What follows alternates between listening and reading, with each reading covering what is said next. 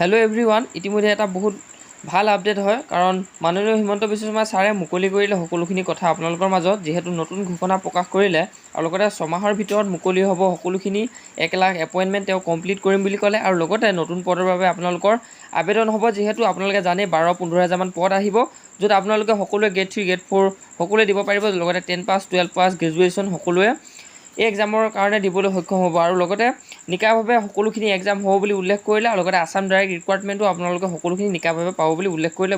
আৰু দুখীয়া দৰিদ্ৰ লোকসকলেও লাহে লাহে নিজৰ আৰ্থিক অৱস্থা সুন্দৰ কৰা আমি দেখা পাইছো।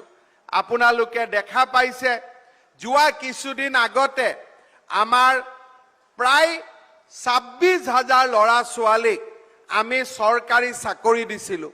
কোনেও কতো এটকা নোলোৱাকৈ কিমান দুখীয়া ল'ৰাই চৰকাৰী চাকৰি পাইছিলে। যোৱা 3 দিন আগতে আমি আকৌ পৰীক্ষাৰ ৰিজাল্ট দিছিলোঁ।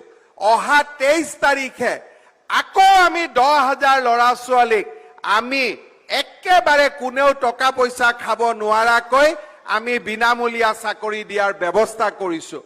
এনেকে চাওঁতে চাওঁতে অহা 6 মাহ 7 মাহৰ ভিতৰত আমি টোটেল 1 লাখ পৰিয়ালক আমি চৰকাৰী চাকৰি দিয়াৰ আমি ব্যৱস্থা কৰিম। অহা 6 মাহ 7 মাহৰ ভিতৰত আমি টোটেল 1 লাখ পৰিয়ালক আমি চৰকাৰী চাকৰি দিয়াৰ আমি ব্যৱস্থা কৰিম।